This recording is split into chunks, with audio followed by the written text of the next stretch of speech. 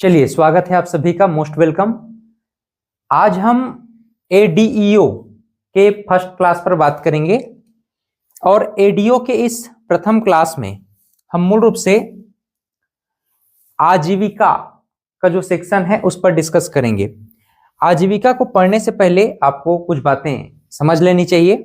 जैसे assistant development extension officer की बात करें, काफी अच्छा पोस्ट है, बहुत ही बहुप्रतीक्षित पद भी है। लगभग 200 प्लस पदों के लिए यह नोटिफिकेशन अभी आने वाला है ना। 200 पद ऑलरेडी स्वीकृत हो चुके हैं 2024 में, लेकिन ये पद जो है 200 या 200 से अधिक पद भी अभी नोटिफिकेशन के रूप में आ सकता है। कैलेंडर ऑलरेडी जारी हो चुका है कि 15 जून में संभावित है तिथि परीक्षा होने की। यहां पर जो असिस्टेंट डेवलपमेंट एक्सटेंशन ऑफिसर आप देख रहे हैं, सहायक विकास विस्तार अधिकारी, इनका जो प्रमोशन है ना, ये जो है डीईओ के रूप में होता है, डेवलपमेंट एक्सटेंशन ऑफिसर, एक प्रकार के असिस्टेंट सीईओ हैं समझ लीजिए। उसके बाद फिर इनका प्रमोशन जो है जनपद सीईओ के रूप में होगा, चीफ एग्जीक्यूटिव ऑफिसर, मुख्य कार्यपालन अधिकारी के रूप में। इस प्रकार से देखा जाए तो एक काफी अच्छा पोस्ट माना जाता है एडीईओ के लिए। दूसरा, जो स्टूडेंट हैं उनका रुझान इस पद के लिए क्यों है, ये भी इंपॉर्टेंट है। अगर हम सिलेबस की बात करें तो सिलेबस में 2017 की अगर हम बात करें तो 150 मार्क्स का एग्जाम हो रहा था 3 आवर्स का, राइट। अब ये जो है बदलाव होगा तो 100 मार्क्स का होगा 2 आवर्स का, ठीक है। यानी 100 मार्क्स में 2 आवर्स के संबंधित एग्जाम होगा। अगर आप 21 प्लस ईयर के हैं, ठीक है, आपका एज अगर 20 प्लस 1 ईयर है जिस दिन नोटिफिकेशन आएगा उस तिथि से, तो आप इसके लिए एलिजिबल हैं। दूसरा, आप अगर ग्रेजुएट हैं, है ना, अगर आप ग्रेजुएट हैं प्लस 21 ईयर प्लस के हैं, तब आप इस एग्जाम को देने के लिए एलिजिबल हैं, ठीक है। 100 मार्क्स का जो एग्जाम होगा, अभी 100 मार्क्स के एग्जाम में इसका जो सिलेबस है, सबसे अच्छी बात यह है जो मैथ्स बैकग्राउंड से नहीं है उनके लिए, कि इसमें मैथ्स और रीजनिंग नहीं पूछा जाएगा। इसमें केवल जनरल स्टडी के सब्जेक्ट पूछे जाते हैं। जैसे 2 पार्ट आप मान के चल सकते हो, एक तो है ग्रामीण विकास रूरल डेवलपमेंट, दूसरा सब्जेक्ट है आजीविका, लेवलीहुड हम इसे कहते हैं, आजीविका। तीसरा सब्जेक्ट है पंचायती राज, और पंचायती राज में नगरीय निकाय वगैरह नहीं है, केवल पंचायती राज आपको पढ़ना है। ऐसा मान के चलिए कि इन तीनों ही सब्जेक्ट से आपके 50 मार्क्स के प्रश्न पूछे जाएंगे, 50 क्वेश्चन यहां से किए जाएंगे। बाकी जो 50 प्रश्न हैं आपके हिंदी सब्जेक्ट से पूछे जाएंगे, इंडियन जीएस के अंतर्गत, यानी भारतीय जनरल स्टडी सामान्य अध्ययन के अंतर्गत आपको केवल पॉलिटी पढ़ना है। इसके अंतर्गत पॉलिटी है ना, पॉलिटी एंड कॉन्स्टिट्यूशन, भारतीय संविधान और राज्य व्यवस्था आपको पढ़ना है। छत्तीसगढ़ जीएस को आपको कंप्लीट पढ़ना है, इसमें कुछ भी चीज नहीं छोड़ना है, आपको कंप्लीट स्टडी करना है छत्तीसगढ़ जीएस का। और इन्हीं सब से रिलेटेड आपका क्या है, 1 साल का करंट अफेयर होगा, और इन सभी से आपके लगभग 50 प्रश्न पूछे जाएंगे। तो 50 प्रश्न ग्रामीण विकास, आजीविका और पंचायती राज से, और 50 प्रश्न आपका Hindi, polity and constitution, Chhattisgarh complete और करंट अफेयर को मिला के प्रश्न पूछे जाएंगे। तो इस प्रकार से कुल आपको 100 प्रश्नों के लिए तैयार होना है, और 100 प्रश्न आपके लिए सब्जेक्ट या सिलेबस के रूप में इस तरह से होगा। हम अभी आपसे बात करना चाह रहे हैं एडीईओ में यही जो सब्जेक्ट है मूल रूप से आजीविका। तो आजीविका पर हम लोग अभी डिस्कस करने जा रहे हैं ना, कि आजीविका वास्तव में क्या होता है, इस पर हम लोग बात करेंगे। आजीविका के अंतर्गत आपके टोटल 7 यूनिट हैं। कितने यूनिट? 7 यूनिट। 7 यूनिट में जो पहला यूनिट है, पहला इकाई है भारतीय कृषि और ग्रामीण अर्थव्यवस्था में उसकी भूमिका, भारतीय कृषि और ग्रामीण अर्थव्यवस्था में उसकी भूमिका। और इसमें आपको हरित क्रांति, श्वेत क्रांति, कृषि का मशीनीकरण और पशुपालन, एनिमल हस्बेंड्री से रिलेटेड कुछ फैक्ट को देखने हैं, कुछ डाटा को देखने हैं। ये जो आजीविका और ग्रामीण विकास है, यहां से आपको डाटा पीआईबी या छत्तीसगढ़ बजट और आर्थिक सर्वेक्षण से मिलेगा। जो 10% मुख्य डाटा है ना, आपको डाटा अगर पढ़ना है तो आपको आर्थिक सर्वेक्षण और बजट पर ध्यान देना पड़ेगा, क्योंकि छत्तीसगढ़ में भी फिर से नया बजट आ जाएगा, आर्थिक सर्वेक्षण आ जाएगा 2024-25 का, तो वहां से हमको इसको तैयारी करना है। ठीक है, इसी नाम से इसका जो रेगुलर क्लास होगा एप्लीकेशन में हमारे, तो एप्लीकेशन में जो रेगुलर क्लास होगा वो 16 फरवरी से प्रारंभ होगा। ये डेमो क्लास है आप सभी के लिए, इसको बहुत ध्यान से समझिए कि आपको पढ़ना कैसे है। ठीक है, पढ़ना कैसे है इसके लिए जो हमारी किताब है उसके विषय में भी मैं आपको बताऊंगा कि क्या आपको पढ़ना है, कहां से नोट्स पढ़ना है, कौन सी किताब पढ़ना है, उस पर भी हम लोग लास्ट में डिस्कस करेंगे।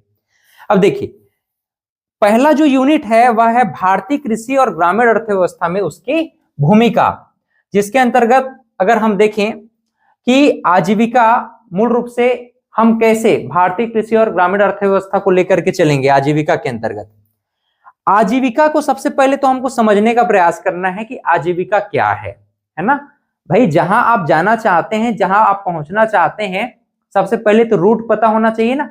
आजीविका आप पूरा का पूरा सिलेबस उठा के ले आए, आजीविका ही आपको पता नहीं है आजीविका का मतलब क्या है, तब तो कोई मतलब नहीं हुआ। आजीविका का अर्थ क्या है ये हमको सबसे पहले समझना है। Meaning of livelihood, meaning of livelihood.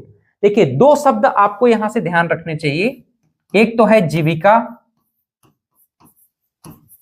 और दूसरा है आजीविका। अब चीजें आपको क्लियर हो जाएंगी। ठीक है, देखो, हम मनुष्य हैं और हमको बेसिक नीड की जरूरत है। बेसिक नीड क्या होता है? बेसिक नीड मतलब मूलभूत जरूरतें, है ना। बेसिक नीड्स मतलब मूलभूत जरूरतें, और बेसिक नीड्स में आपका जो एकदम मूलभूत जरूरत है व्यक्ति का, वह है रोटी, कपड़ा और मकान।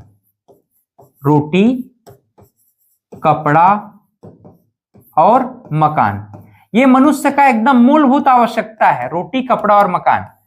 अगर जो व्यक्ति जन्म लेकर के केवल रोटी, कपड़ा और मकान के लिए जीवन जी रहा है, तो उसका लिविंग स्टैंडर्ड क्या है? केवल जीविका है, वो जीविका के लिए जी रहा है। आजीविका हम किसे कहेंगे? अब हाउ टू डिफाइन लेवलीहुड? आजीविका हम किसे कहेंगे? आदमी समाज में रह करके एक डिग्निफाइड लिविंग करना चाहता है। डिग्निफाइड लिविंग मतलब सम्मान पूर्वक जीवन जीना चाहता है। आदमी समाज में रहकर, आदमी समाज में रह करके डिग्निफाइड लाइफ, डिग्निफाइड लाइफ या डिग्निफाइड लिविंग करना चाहता है, सम्मान पूर्वक जीवन जीना चाहता है, सम्मान पूर्वक जीवन जीना चाहता है। और इस जीवन जीने के लिए जो वह प्रयास कर रहा है, जो एफर्ट लगा रहा है, वह जो एफर्ट लगा रहा है, उसका यही एफर्ट ही क्या कहलाएगा? उस व्यक्ति विशेष के लिए आजीविका कहलाएगा। कनेक्ट कर पा रहे हो? अगर कोई व्यक्ति केवल रोटी, कपड़ा, मकान के लिए जिंदा है, तो उसे हम कहेंगे कि वह जीविका जी रहा है। ठीक है, लेकिन अगर कोई व्यक्ति समाज में रह करके एक डिग्निफाइड लाइफ या डिग्निफाइड लिविंग करना चाहता है, एक सम्मान पूर्वक जीवन जीना चाहता है, तो हम कहेंगे कि उसका यह जो प्रयास है सम्मान पूर्वक जीवन जीने के लिए, उसका जो प्रयास है, वह प्रयास क्या कहलाएगा? आजीविका कहलाएगा। बात समझ रहे हो? यानी कि आजीविका के प्रयास में व्यक्ति को शिक्षा की जरूरत पड़ेगी, अच्छे स्वास्थ्य की जरूरत पड़ेगी, इसके अलावा व्यक्ति को रोजगार और स्वरोजगार की जरूरत पड़ेगी, बैंकिंग व्यवस्था की जरूरत पड़ेगी। बात कनेक्ट कर रहे हो? जीविका तो सामान्य रूप से रोटी, कपड़ा और मकान में हो सकता है, फुलफिल हो सकता है, लेकिन अगर हम आजीविका की बात करते हैं, ठीक है, तो आजीविका के लिए हमको क्या चाहिए? आजीविका के लिए अगर हम सम्मान पूर्वक जीवन जीना चाहते हैं तो हमको शिक्षा की जरूरत है, एक अच्छी शिक्षा की जरूरत है, स्किल्ड बेस्ड एजुकेशन की जरूरत है, कौशल परक शिक्षा की जरूरत, ताकि हम स्किल्ड हो सकें, अच्छे स्वास्थ्य की जरूरत है। ठीक है, अच्छे स्वास्थ्य की जरूरत है। इसके अलावा हमको बैंकिंग व्यवस्था की जरूरत है। बैंकिंग व्यवस्था के लिए क्यों जरूरत है? इसको हम ऋण प्रदाता हम कह सकते हैं, ऋण सेवा।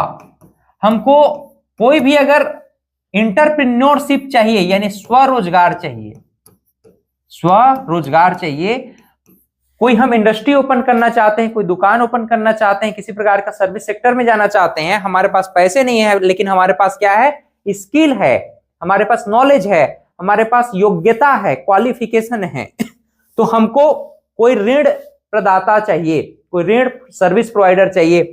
तो बैंकिंग क्या करती है, हमको स्वरोजगार देने के लिए ऋण प्रदान करती है। जैसे कि आप लोगों ने मुद्रा लोन सुना होगा, शिशु ऋण, तरुण ऋण, है ना, और किशोर ऋण। ये शिशु, किशोर और तरुण ऋण 50,000 रुपए से लेकर के 10 लाख रुपए तक आपको सरकार सब्सिडी और कम ब्याज दर में रोजगार ओपन करने के लिए गवर्नमेंट पैसे मुहैया कराती है बैंक के माध्यम से। ठीक है, तो वो भी एक प्रकार का क्या है, मुद्रा लोन योजना भी क्या है, एक प्रकार का स्वरोजगार प्राप्त करने के लिए। अगर गवर्नमेंट जो है जॉब या वैकेंसी लेकर के आती है ना, तो ये क्या कहलाता है, एक प्रकार से रोजगार कहलाता है, राइट, रोजगार कहलाता है। तो ये जो रोजगार सरकार के द्वारा जो मुहैया करा रहा है, इससे हमको आर्थिक लाभ होगा, समाज में सम्मान मिलेगा। ठीक है, 4 लोग आपको पसंद करेंगे कि भाई नौकरी वाली है या नौकरी वाला है करके, है ना, आपके लिए बढ़िया अच्छा रिश्ता भी आएगा। तो इस प्रकार से आजीविका क्या है, आजीविका जो है मूल रूप से इसके जो की फैक्टर्स हैं वह है शिक्षा, स्वास्थ्य, ऋण प्रदाता सेवाएं, स्वरोजगार और रोजगार। अगर इसके लिए, इन सभी के लिए व्यक्ति अपनी योग्यता, अपने स्किल, अपने कौशल के माध्यम से प्रयास करता है, डिग्निफाइड लिविंग के लिए, सम्मानजनक जीवन जीने के लिए जो प्रयास करता है, so that process is called livelihood. उसे ही हम लोग क्या बोलेंगे, आजीविका कहेंगे। बात कनेक्ट कर रहे हो, समझ में आ रहा है सबको। यूएनडीपी ने आजीविका को परिभाषित करने का प्रयास किया, संयुक्त राष्ट्र विकास कार्यक्रम, United Nation Development Programme. United Nation Development Programme कहता है कि आजीविका वह साधन है जिससे व्यक्ति या समुदाय अपने संसाधनों, क्षमताओं और गतिविधियों के माध्यम से जीवन जीने की आवश्यकता को फुलफिल करता है, पूरा करता है। So that process is called livelihood. इस पूरी प्रक्रिया को, इस पूरे प्रयास को जो व्यक्ति के द्वारा एक डिग्निफाइड लिविंग के लिए, एक सम्मानजनक जीवन जीने के लिए प्रयास किया जा रहा है, पूरी की पूरी प्रक्रिया क्या कहलाएगी, आजीविका कहलाएगी। कनेक्ट कर लिए, क्या है जीविका, क्या है, जीविका का मतलब होता है केवल रोटी कपड़ा मकान हमको मिल गया, केवल जिंदा रहना है। ठीक है, तो इस प्रकार से अगर हमारा थिंकिंग है तो वह जीविका है। आजीविका सम्मानजनक जीवन जीने के लिए व्यक्ति जो प्रयास करता है, जो एफर्ट लगाता है, स्किल्ड के जो उसके योग्यताएं अर्जित करता है ना, पढ़ाई लिखाई करता है, डिग्रियां लेता है, योग्यताएं अर्जित करता है, इसके अलावा स्किल्ड सीखता है, नई नई कौशल सीखता है, जिसके माध्यम से वह सम्मानजनक जीवन जीने के लिए किसी फर्म में, किसी कंपनी में, सरकारी नौकरी में या फिर खुद का रोजगार पैदा करने वाला व्यवसाय करता है। तो इस प्रकार का जो पूरा प्रोसेस है व्यक्ति के द्वारा, वह उसका आजीविका कहलाएगा। अल्टीमेटली इसमें आय का सोर्स निहित है। ठीक है, आय के लिए व्यक्ति के द्वारा किया जाने वाला एक सतत प्रयास है, कहां पर, आजीविका में। तो उम्मीद करता हूं जीविका और आजीविका क्या है ये बात आप लोग समझ पाए होंगे। जैसे आजीविका के प्रमुख घटक क्या हैं, ऐसा अगर आपसे ध्यान में आना चाहिए। आजीविका के प्रमुख 4 घटक आपको यहां पर समझ में आएंगे। जैसे अगर आप आजीविका चाहते हैं, अगर आप आजीविका चाहते हैं, लाइवलीहुड चाहते हैं, तो आपके पास रिसोर्सेस होने चाहिए। आपके पास क्या होने चाहिए, रिसोर्सेस होने चाहिए। रिसोर्सेस मतलब आपके पास जैसे भूमि होना चाहिए, पानी, भूमि, जंगल, मवेशी, इस प्रकार से रॉ मटेरियल होने चाहिए। अगर आप संसाधन ही नहीं है आपके पास, तो संसाधन के बिना आप न तो स्वरोजगार कर पाएंगे, न ही कोई जो है स्किल्ड बेस्ड काम कर पाएंगे। ठीक है, तो संसाधन जो है सबसे पहला प्रायोरिटी है किसके लिए, आजीविका के लिए। दूसरा इसका जो घटक है वह है स्किल, है ना, कौशल। व्यक्ति के पास मौजूदा शारीरिक और मानसिक कैपेसिटी होनी चाहिए। शारीरिक और मानसिक कैपेसिटी ही आपकी योग्यता के आधार पर आपके स्किल को डेवलप करता है। ठीक है, आपकी स्किल के आधार पर आप जो है अगर शारीरिक और मानसिक रूप से आप सक्षम है तो आप ज्यादा से ज्यादा स्किल सीख पाएंगे, ठीक है, इंटरेस्ट ले पाएंगे। सामाजिक समर्थन, कई बार ऐसा होता है सोशल सपोर्ट के बगैर, सोशल सपोर्ट के बिना, सोशल सपोर्ट में कौन आते हैं? मूल रूप से सबसे पहला है परिवार, है ना, परिवार सबसे नजदीक है। व्यक्ति के सबसे नजदीक कौन होता है? व्यक्ति के सबसे नजदीक होता है परिवार, और परिवार से क्या बनता है फिर? समुदाय बनता है, कम्युनिटी बनता है, और समुदाय से फिर क्या बनता है? समाज बनता है, राइट। तो अगर आपका परिवार, अगर आपका समुदाय आपका विरोध करे, ठीक है, आपके कार्य का समर्थन ना करे, तो भी आप आजीविका पाने के लिए थोड़ा सा दूर हो जाएंगे, आजीविका से दूर हो जाएंगे, या आजीविका के लिए आपको कठिनाई महसूस होगी। तो आपका परिवार, आपका समुदाय आपका साथ देना चाहिए। तीसरा और चौथा और महत्वपूर्ण है इकोनॉमिक मीन्स। इकोनॉमिक्स मीन्स में वही मैंने आपको बताया कि गवर्नमेंट, अगर आप पढ़ लिख तो लिए हो, ठीक है, अपन सब पढ़ लिख लिए, लेकिन गवर्नमेंट जो है कोई वैकेंसी ही नहीं निकाल रही है। 2 साल हो गया, 4 साल हो गया, 6 साल हो गया, कोई वैकेंसी ही नहीं आ रहा है। एक वैकेंसी आ रहा है, वो 5 साल 6 साल तक रुका हुआ है। तो अगर गवर्नमेंट वैकेंसी ही नहीं ला रही है तो पढ़े लिखे होने से कोई मतलब नहीं, उम्र धीरे धीरे बीतता चला जा रहा है। अगर आपके पास योग्यता है, आपके पास स्किल है, आप जो है स्वरोजगार करना चाहते हैं, एंटरप्रेन्योरशिप करना चाहते हैं, आप बैंक का चक्कर काट रहे हैं, आपको लोन ही नहीं दिया जा रहा है। जो ऑलरेडी पैसे वाले हैं, ऑलरेडी धनी लोग हैं, उन्हीं लोग को पैसा दिया जा रहा है, आपको पैसा ही नहीं दिया जा रहा है, तो भी आप जो है आजीविका प्राप्त नहीं कर पाएंगे। तो इस प्रकार से अगर हम आजीविका के प्रमुख घटकों के बारे में बात करें, की कंपोनेंट्स ऑफ लाइवलीहुड के बारे में बात करें, तो ये की फैक्टर्स हैं। पहला, आपके पास रिसोर्सेस होना चाहिए, भूमि, पानी, जंगल, मवेशी इत्यादि। कौशल होनी चाहिए, व्यक्ति के पास शारीरिक और मानसिक क्षमता उसकी कौशल को परिभाषित करता है। सामाजिक समर्थन होना चाहिए, परिवार और समुदाय का समर्थन होना चाहिए। आर्थिक साधन के रूप में रोजगार, स्वरोजगार और बैंकिंग के माध्यम से ऋण व्यवस्था होनी चाहिए, तो आप जो है आजीविका प्राप्त करने के लिए अपने आप को सहज पाएंगे, ठीक है। तो इस प्रकार से हम लोगों ने क्या समझा, लाइवलीहुड क्या होता है, इस बात को समझने का प्रयास किया। ये जो आजीविका है ना, चूंकि हम लोग जानते हैं कि भारत जो है, भारत देश में ऐसा है कि पहले महात्मा गांधी भी कहते थे कि भाई भारत की आत्मा गांव में बसती है ना। तो आजीविका के लिए हम दोनों सेक्टर में देख सकते हैं, दोनों जगहों में दे सकते हैं। जैसे ग्रामीण क्षेत्र में भी हम आजीविका के माध्यम खोज सकते हैं, कृषि है, पशुपालन है, मछली पालन है, वानिकी है, ये सभी मूल रूप से क्या है, ग्रामीण क्षेत्र में आजीविका के सोर्सेस हैं।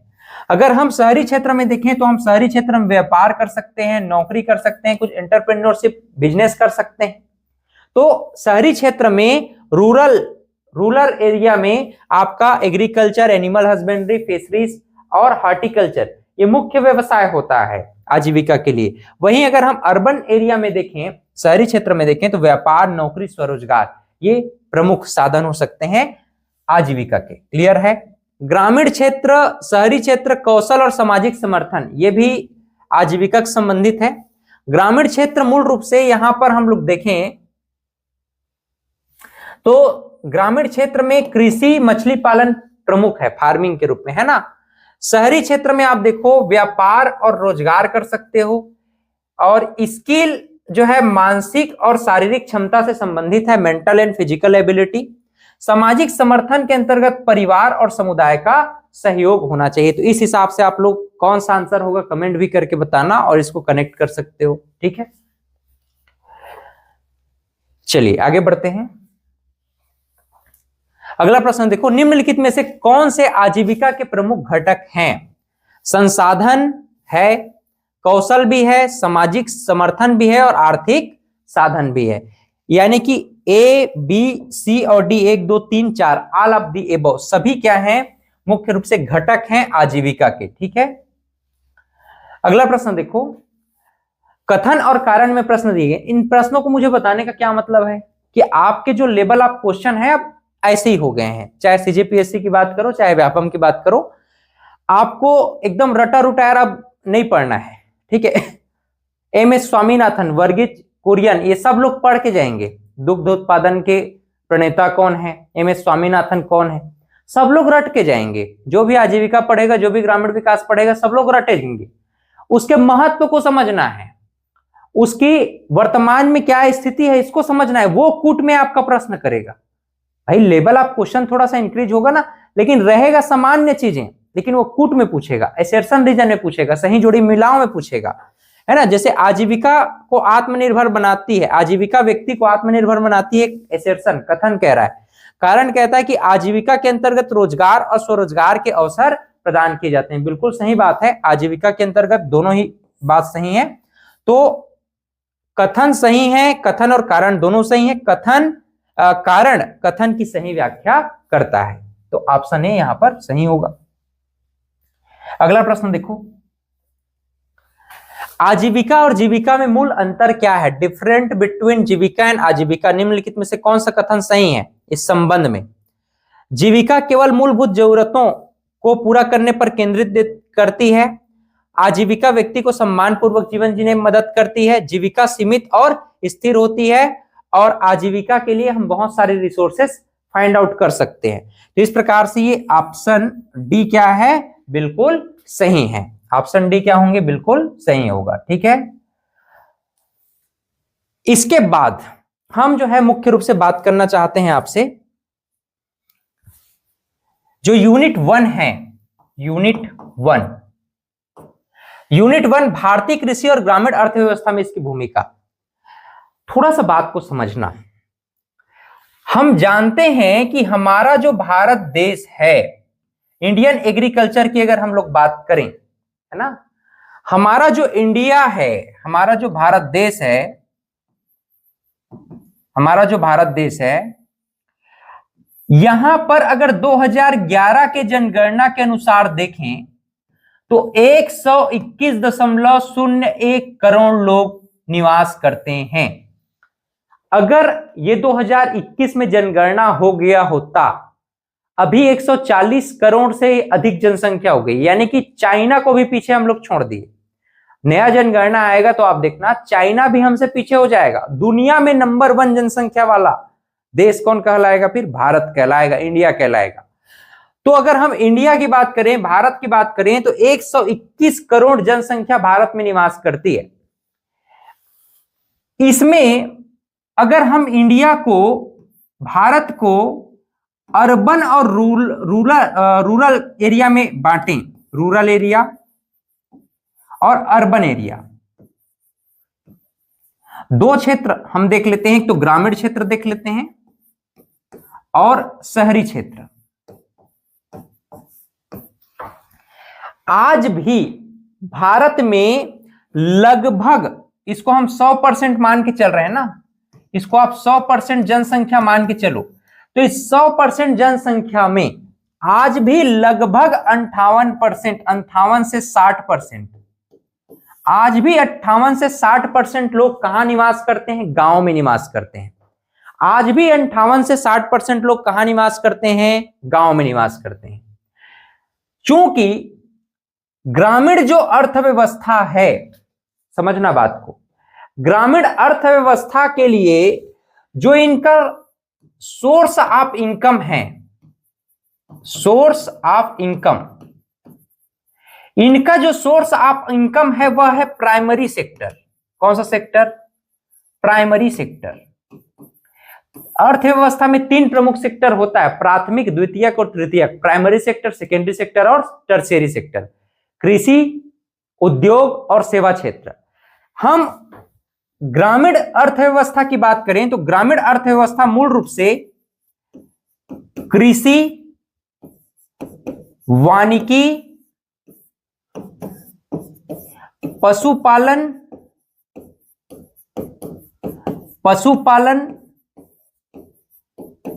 मत्स्यन यानी फिशरीज, खनन और उत्खनन भी प्राइमरी सेक्टर में ही है। लेकिन हम ग्रामीण अर्थव्यवस्था की बात करें तो भारत देश में वर्तमान में हम कृषि, वानिकी, पशुपालन, मत्स्यन, ये प्राइमरी सेक्टर यानी प्राथमिक क्षेत्र पर मूल रूप से हम जो डिपेंडेंसी है इस 58% लोगों की जो डिपेंडेंसी है, 58% जनसंख्या की जो डिपेंडेंसी है ग्रामीण क्षेत्र में, वह किस एरिया में है? प्राइमरी सेक्टर पे। ध्यान दीजिएगा, भारत देश में जो जीडीपी है, भारत देश का जो जीडीपी है, जीडीपी का अर्थ होता है ग्रॉस डोमेस्टिक प्रोडक्ट।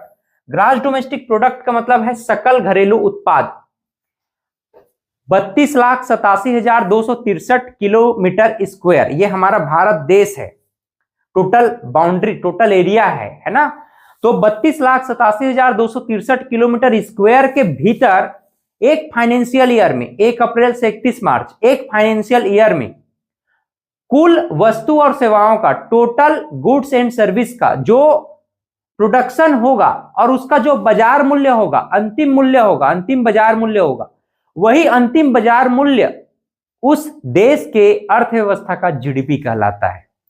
यानी कि एक फाइनेंशियल ईयर में, एक वित्तीय वर्ष में, 1 अप्रैल से 31 मार्च के भीतर देश में जितने भी वस्तु और सेवाओं का उत्पादन होगा और उसका अंतिम बाजार मूल्य होगा, वही उस देश का क्या कहलाएगा? जीडीपी कहलाएगा। क्लियर? हमारे देश में हम तीनों सेक्टर को ध्यान में रख करके चलें, प्राइमरी सेक्टर, कृषि और अलाइड सेक्टर, उद्योग और सेवा क्षेत्र। तो भारत देश में अगर हम जीडीपी की बात करें तो जीडीपी में लगभग 2023-24 के अकॉर्डिंग अगर हम बात करें तो लगभग 18 से 20% कंट्रीब्यूशन, लगभग 18 से 20% या 16 से 18% ही आप मान के चलो, 18 से 20% बस कंट्रीब्यूशन जा रहा है कहां? एग्रीकल्चर से भारत की जीडीपी में। भारत की अर्थव्यवस्था अभी भी सेवा क्षेत्र वाली अर्थव्यवस्था है। 1950 के दौरान, 55 के दौरान भारत की अर्थव्यवस्था कृषि प्रधान देश था। हम लोग कृषि प्रधान देश के रहने वाले हैं, ऐसा हम लोग बोलते थे। 1970 के दशक में हम देखते हैं कि भारत देश औद्योगिक क्षेत्र में विकास किया। 50% से अधिक कंट्रीब्यूशन उद्योग क्षेत्र से जा रहा था, तो हम औद्योगिक सेक्टर वाले अर्थव्यवस्था है ऐसा बोलते थे। आज हम 52 से 54% जो कंट्रीब्यूशन है वह जा रहा है सेवा क्षेत्र से। तो आज हम कहते हैं कि भारत देश जो है सेवा क्षेत्र वाली अर्थव्यवस्था है। यानी कि थोड़ा सा अनुपात को सोचो, कहां 18% और कहां 58%, लगभग 40% का अंतर दिख रहा है हमको। यानी कि अगर हम भारतीय कृषि या फिर भारतीय ग्रामीण अर्थव्यवस्था की बात करें तो यहां पर जो 58% लोग निवास करते हैं उनके लिए जीडीपी में कंट्रीब्यूशन कम से कम 58% होना चाहिए, तभी तो बराबरी होगा, तभी ना संतुलन होगा। लेकिन हम लोग देखते हैं कि ग्रामीण अर्थव्यवस्था जो है 18 से 20% बस कंट्रीब्यूशन कर रहा है कहां? जीडीपी में। लेकिन यहां पर लोग आर्थिक रूप से डिपेंडेंसी कितने परसेंट लोगों का है? 58%। यानी कि लोग मर मर के काम करेंगे, मर मर के उत्पादन करेंगे, फिर भी इनका विकास जिस लेवल पे होना चाहिए उस लेवल पे नहीं हो पाएगा, क्योंकि कंट्रीब्यूशन तो केवल 18 से 20% है ना। मेहनत अधिक है, कंट्रीब्यूशन कम है, इनकम कम है। इसीलिए सरकार क्या कहती है? सरकार ये कहती है कि भाई हम आपके जो फसल हैं उसके लिए हम मिनिमम सपोर्ट प्राइस लाएंगे, ठीक है, एमएसपी लाएंगे। अभी आप देखो 2024-25 के लिए धान का जो एमएसपी है 2300 रुपए और धान ग्रेड ए का जो प्राइस है वो क्या है? 2320 रुपए। इसी प्रकार से बहुत सारे जो उत्पाद हैं, कृषि उत्पाद हैं, उनके लिए एमएसपी, न्यूनतम समर्थन मूल्य, मिनिमम सपोर्ट प्राइस जो है लाया गया गवर्नमेंट के द्वारा कि भाई आपका जो कंट्रीब्यूशन है ना वो केवल 18 से 20% है। इसके अलावा 58% लोग आप खेती पर डिपेंडेंसी रखते हो। और हम जो है भारत को गांव का देश कहते हैं, कृषि प्रधान देश कहते हैं, लेकिन आपका जो हाल है, आपकी जो स्थिति है बड़ी दयनीय है। तो गवर्नमेंट जो है, जो एग्रीकल्चर और अलाइड सेक्टर है उसके लिए नई नई योजनाएं लाती हैं, ठीक है, नए नए स्कीम्स लाते हैं, चाहे वह मैकेनाइजेशन के लिए हो, मशीनीकरण के लिए हो, ठीक है, नए नए मशीन लगाना है, ट्रैक्टर लेना है, कुछ मशीनीकरण करना है, चाहे HVY के लिए हो, हाई यील्ड वैरायटी की जो संकरित बीज हैं उसके लिए हो, फर्टिलाइजर के लिए आपको सहकारी बैंकों के माध्यम से, नाबार्ड के माध्यम से, सहकारी बैंकों के माध्यम से आपको ऋण दिया जाता है। आपके लिए किसान क्रेडिट कार्ड जैसी सुविधा उपलब्ध कराई है जिससे आप ऋण उपलब्ध करके अधिक से अधिक पैदावार कर सको, आपका बोझ कम हो सके। आपके लिए एमएसपी की सुविधा लाई गई है, मिनिमम सपोर्ट प्राइस की सुविधा लाई गई है, क्योंकि आप जो भी उत्पादन करते हैं उसका एक मिनिमम अमाउंट तो आपके पास जाए, मिनिमम अमाउंट तो आप जो है उससे अपना जो है परिवार का, अपने आप का पालन कर सके। बात समझ रहे हो?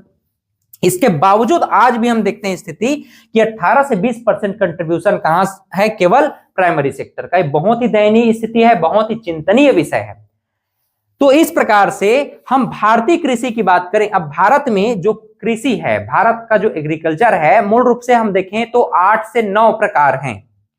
अगर हम ट्रेडिशनल जाएं तो ट्रेडिशनल की बात करें, लेकिन टेक्निकली अगर बात किया जाए तो टेक्निकली हम भारत में 3 प्रकार की प्रमुख फसल लगाते हैं। एक तो खरीफ की फसल, दूसरा रबी की फसल और तीसरा जायद फसल। खरीफ की फसल, रबी की फसल और जायद फसल। तो उन्हीं फसलों पर हम थोड़ा सा अभी डिस्कस कर लेंगे आपसे कि वो फसल आखिर कौन कौन से हैं जिस पर अभी हम भारत देश में मूल रूप से बात कर रहे हैं।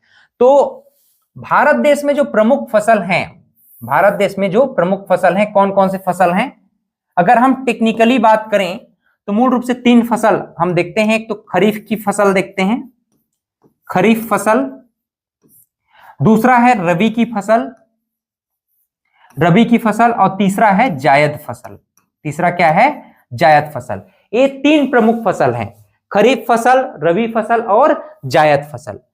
थोड़ा सा इसको देख लीजिए, खरीफ फसल में कौन कौन से फसल आते हैं, ठीक है। खरीफ फसल की अगर बात करें, खरीफ क्रॉप्स की बात करें, इसकी विशेषता क्या है? पहली बात तो ये मानसून सीजन में इसको लगाया जाता है, यानी कि वर्षा ऋतु में, जून से अक्टूबर के बीच में, जून से अक्टूबर के बीच में। फसलों की बुआई मानसून से शुरुआत होती है और कटाई अक्टूबर नवंबर में समाप्त हो जाती है। ये जो खरीफ फसल की विशेषता ये है कि इसको अधिक पानी की जरूरत है। ये अधिक पानी, अब अधिक पानी के लिए हमको क्या चाहिए? अगर आप इन्हीं फसलों को गर्मी के दिन में रबी की फसल के रूप में लगाएं तो आपको इरिगेशन सिस्टम चाहिए, सिंचाई तंत्र चाहिए। जहां पर आपकी सिंचाई की व्यवस्था नहीं है वहां पर आप इन फसलों का पैदावार नहीं कर सकते, because these crops needs more and more water. अगर आपके पास इरिगेशन सिस्टम नहीं है, सिंचाई तंत्र नहीं है, सिंचाई की व्यवस्था नहीं है, तो आप गर्मी के दिनों में इन फसलों को पैदावार नहीं ले सकते। इस नाम से जो खरीफ की फसलें हैं जून से अक्टूबर महीने में लगाई जाती है, मानसून सीजन में लगाई जाती है, राइट। पानी अधिक आवश्यकता होती है। एग्जाम्पल क्या है? जैसे हम अनाज की बात करें तो अनाज में मूल रूप से राइस, मैज, मिलेट और ज्वार खास करके, है ना। तो धान, मक्का, बाजरा और ज्वार, धान, मक्का, बाजरा और ज्वार। आपको याद रखना है क्या इसको? यस, ध्यान में आना चाहिए आपका। अनाज कौन कौन से हैं? खास करके खरीफ फसल में धान, मक्का, बाजरा और ज्वार। धान, मक्का, बाजरा और ज्वार, ये क्या है? खरीफ फसलें हैं अनाज के रूप में। दलहन में मूल रूप से मूंग, अरहर और उड़द, मूंग, अरहर और उड़द। उसी प्रकार से तिलहन की बात करें, सोयाबीन, मूंगफली और तिल, सोयाबीन, मूंगफली और तिल। और अगर हम अन्य फसल की बात करें तो कपास, गन्ना और जूट, इनको नगदी फसल भी कहा जाता है, याद रखना। तो इस प्रकार से खरीफ फसलें मूल रूप से अनाज, दलहन, तिलहन और अन्य फसल के रूप में हम लोग देखें। खरीफ फसल के अलावा देखो, अगर हम रबी की फसलें देखें तो रबी की फसलें जो है विंटर सीजन में, सर्दी के दिनों में, अक्टूबर से मार्च महीने तक इसको लगाया जाता है। ठंडे और शुष्क मौसम की आवश्यकता इसको है। सिंचाई की निर्भरता यहां पर भी है। अगर आपके पास इरिगेशन सिस्टम नहीं है तो भी आप रबी की फसलों को प्राप्त नहीं कर सकते, इसका पैदावार नहीं कर सकते। इसमें अनाज के रूप में गेहूं और जौ, दलहन के रूप में चना और मसूर, तिलहन के रूप में सरसों और अलसी, अन्य फसलों के रूप में मटर। आजकल देखो ठंडी के दिनों में मटर का पैदावार अधिक होता है। इसी प्रकार से अगर हम जायद फसलों की बात करें तो जायद फसलें समर सीजन में, मार्च से जून के मंथ में इसको बोया जाता है। गर्म और शुष्क मौसम की इसको आवश्यकता होती है। सिंचाई आधारित ये भी फसलें हैं, इनको भी सिंचाई की आवश्यकता है। उदाहरण की बात करें तो तरबूज और खरबूजा, खीरा, तरबूज, खरबूजा और खीरा ये प्रमुख एग्जाम्पल है। इसके अलावा तिल और सूरजमुखी भी इसके एग्जाम्पल हो सकते हैं, इसके उदाहरण हो सकते हैं। ये तो 3 टेक्निकली रूप से 3 प्रमुख फसल हो गया। अन्य और कौन कौन सी फसलें हो सकती हैं ये भी आपको माइंड में होना चाहिए। जैसे वाणिज्यिक फसलें, कमर्शियल क्रॉप क्या होती है? कमर्शियल क्रॉप का मतलब होता है बाजार में बिक्री के लिए जो उगाई जाती है उसको हम कमर्शियल क्रॉप्स कहते हैं। इनका एमएसपी अधिक होता है, मिनिमम सपोर्ट प्राइस अधिक होता है ना। जैसे गन्ना, कपास, चाय, कॉफी, जूट, तंबाकू, ये मूल रूप से क्या है? वाणिज्यिक फसल है, यानी कमर्शियल क्रॉप है।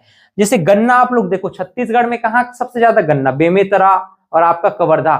कवर्धा में 2-2 ठो क्या है आपका? शुगर फैक्ट्री है, महामाया और एक और शुगर फैक्ट्री है ना। आप लोग कमेंट करके बताइए। तो एक प्रकार से हम देखें तो 2 शुगर फैक्ट्री कहां है? कवर्धा में। तो इस नाम से सर्वाधिक जो गन्ना का उत्पादन हो रहा है कवर्धा और बेमेतरा जिला में हो रहा है ना। तो गन्ना, कपास, चाय, कॉफी, जूट, तंबाकू, ये सभी मूल रूप से क्या है? कमर्शियल क्रॉप्स हैं। इसी प्रकार से आहार संबंधी फसलें, फूड क्रॉप्स कौन कौन सी होती हैं? चावल, गेहूं, मक्का, ज्वार और बाजरा, ये मिलेट्स मूल रूप से है ना। ये क्या है? खाने योग्य या फिर एक प्रकार से खाने में उपयोग में ज्यादातर लाई जाने वाली फसलें हैं। तिलहन फसलों में क्या है? तिलहन फसलों में जो है तेल उत्पादन के लिए इसका सामान्य रूप से प्रयोग करते हैं। जैसे मस्टर्ड ऑयल होता है ना, यानी ग्राउंड नट है, मस्टर्ड ऑयल है, यानी सरसों, मूंगफली, सोयाबीन हो गया, सूरजमुखी और तिल, ये सभी क्या है? मूल रूप से तिलहन फसलें हैं। नगदी फसलें कौन कौन सी हैं? नगद आय के लिए उगाई जाने वाली जो फसलें हैं नगदी फसलें, जैसे कपास, गन्ना, चाय और काफी। कपास, गन्ना, चाय और काफी, ये सभी के सभी कमर्शियल क्रॉप्स भी कहे जाते हैं।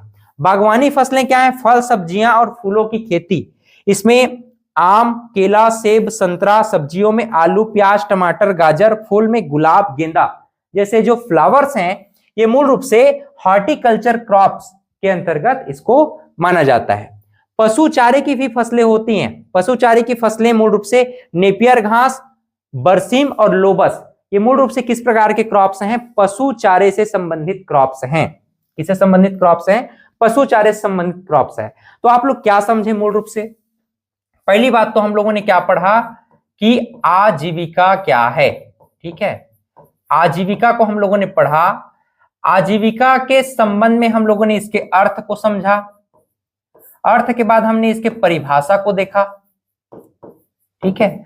और परिभाषा के अलावा हम लोगों ने डिफरेंसेस देखे और डिफरेंसेस के अलावा हमने कुछ एमसीक्यू किया।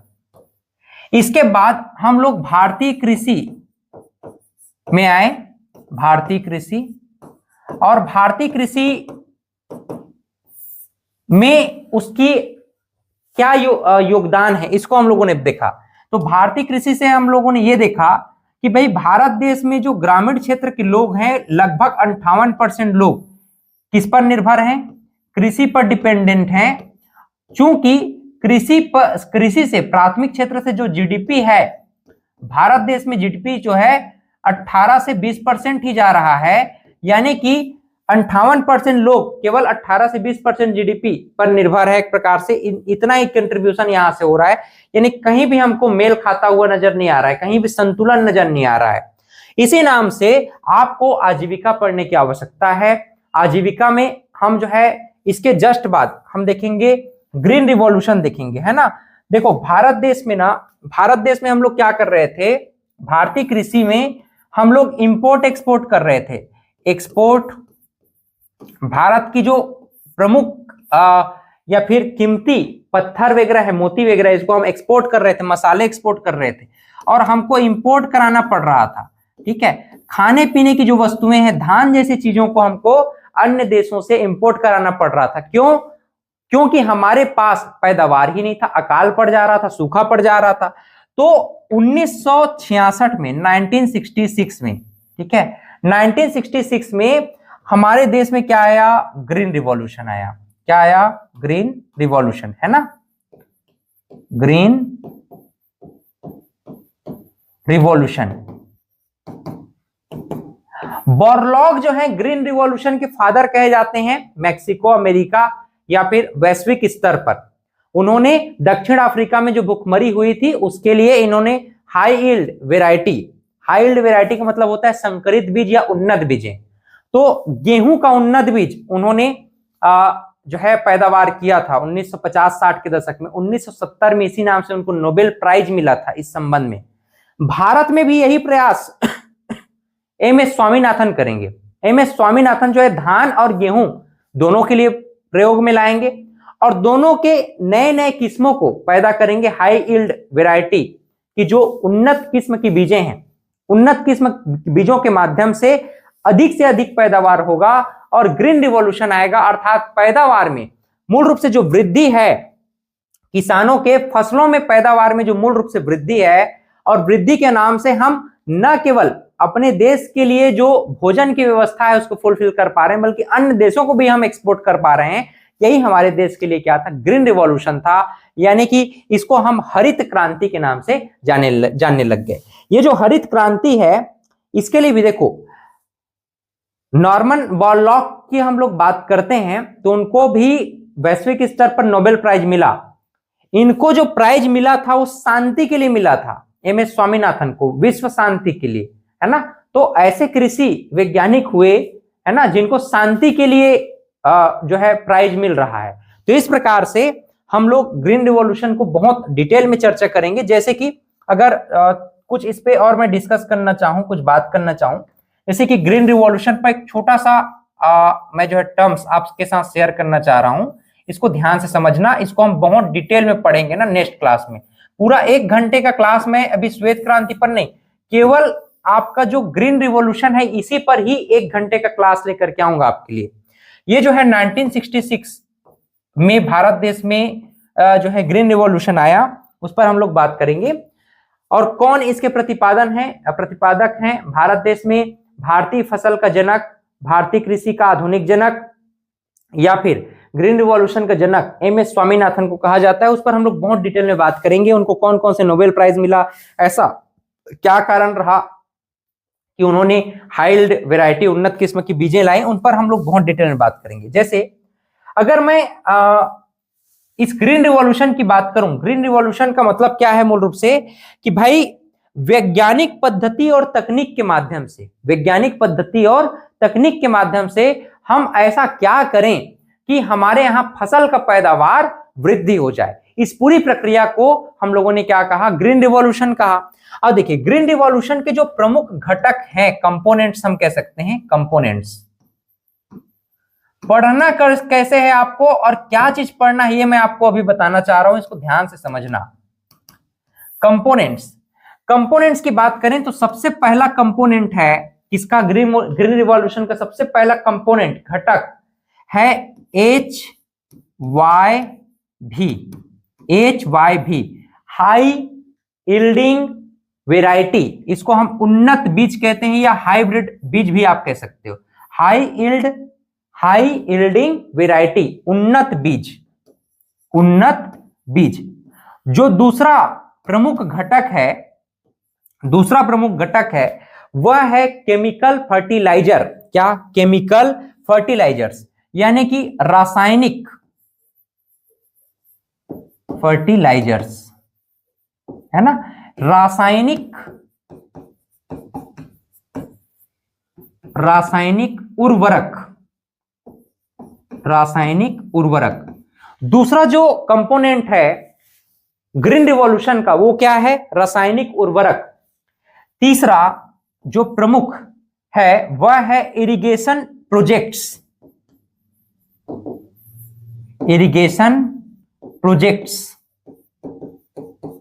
यानी सिंचाई परियोजनाएं,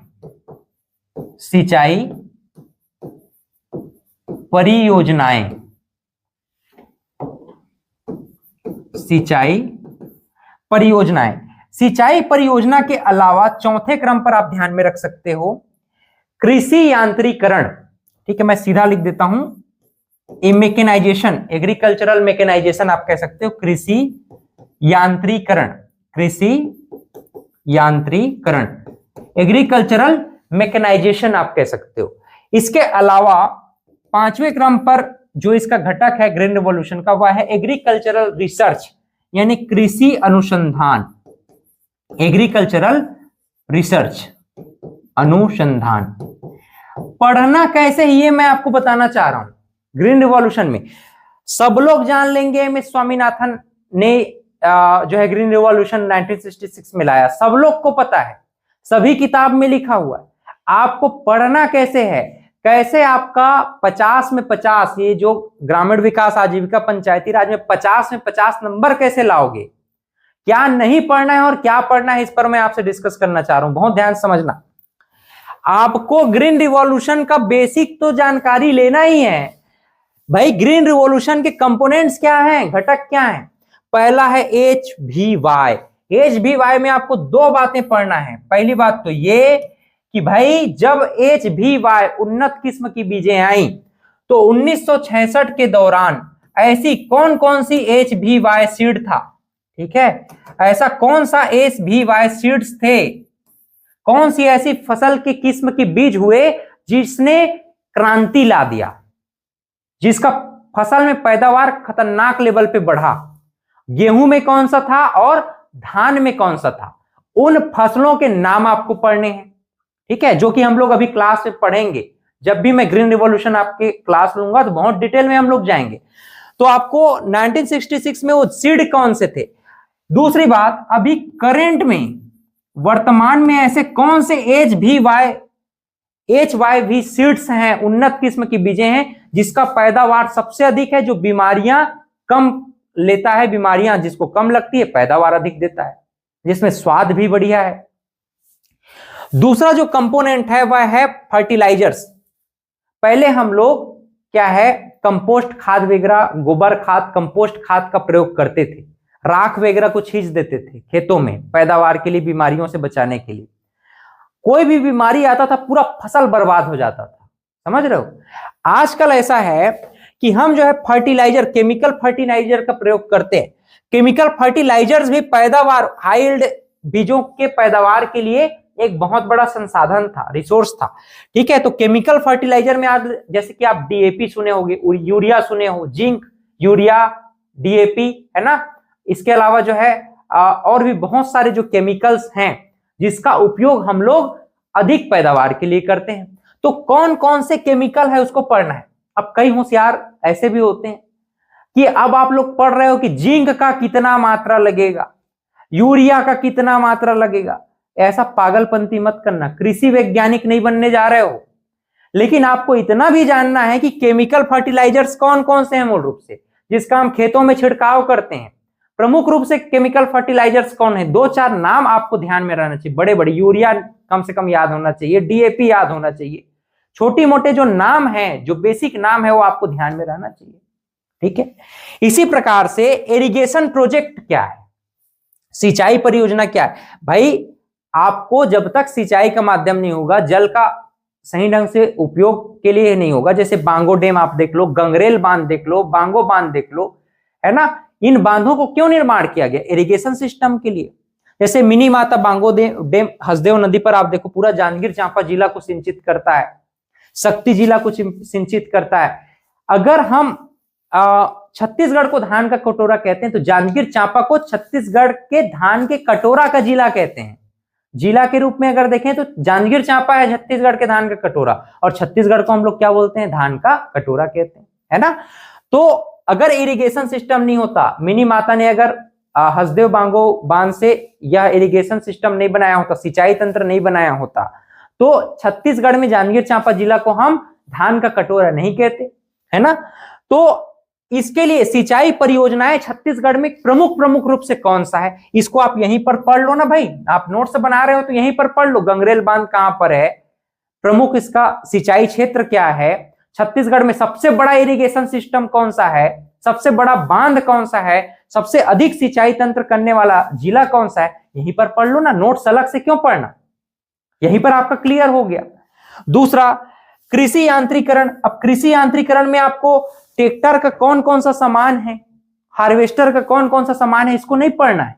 इतना होशियारी हमको नहीं करना उसमें, नहीं तो हो जाएगा काम तमाम, कुछ उसमें नहीं आने वाला। आपको यह देखना है कि भाई अगर कोई SC ST वर्ग है, ठीक है, जनरल वर्ग है, OBC वर्ग है, इनको कृषि यांत्रिकरण में कितना सब्सिडी मिल रहा है, वर्तमान में ऐसी कौन कौन से कृषि यांत्रिकरण से संबंधित योजनाएं हैं कृषि संबंधित योजनाएं हैं जिसमें कृषि यांत्रिकरण पर छूट मिल रहा है, सब्सिडी मिल रहा है, ये बात आपको ध्यान में रखना है, बस दैट इज इनफ। आपको कृषि अनुसंधान, भाई आपको हाइल्ड वैरायटी चाहिए, उन्नत बीजे चाहिए, तो आपको क्या होना चाहिए, कृषि अनुसंधान केंद्र भी होना चाहिए। तो कृषि अनुसंधान केंद्र भारत में कहां पर है, इसकी स्थापना कब हुई, छत्तीसगढ़ में कोई कृषि अनुसंधान केंद्र है क्या, या छत्तीसगढ़ में कोई विश्वविद्यालय है, छत्तीसगढ़ में कोई कॉलेज है जो कि एग्रीकल्चर से संबंधित है तो कहां है, कितने हैं।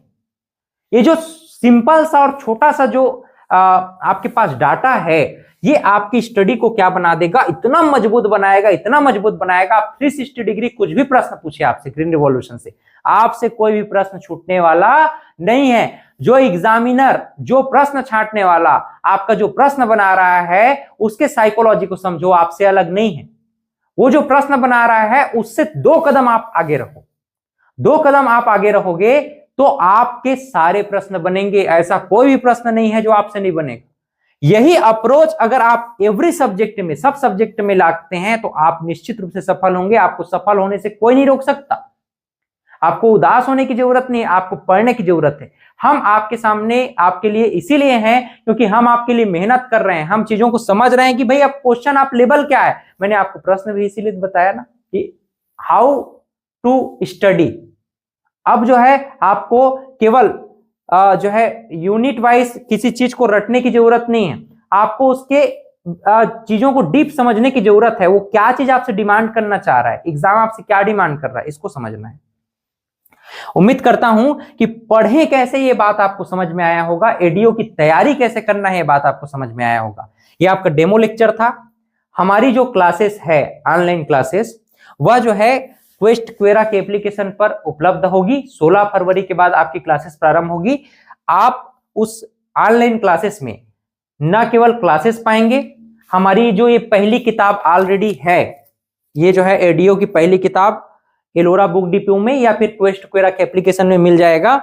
इसमें आपको किस प्रकार का जो प्रश्न बनेगा वो दिया गया है, यहां पर सारांश लिख दिया गया है पहले से। मैं बता दे रहा हूं ना, कई लोगों को कंफ्यूजन होता है सर डिटेल में थ्योरी नहीं। डिटेल में थ्योरी नहीं है बेटा, इसमें केवल सारांश लिखा गया है। कहने का मतलब ये है कि इसमें केवल सारांश ही मिलेगा। आपको जो एमसीक्यू कैसे पूछे जाते हैं उसका प्रैक्टिस है ये।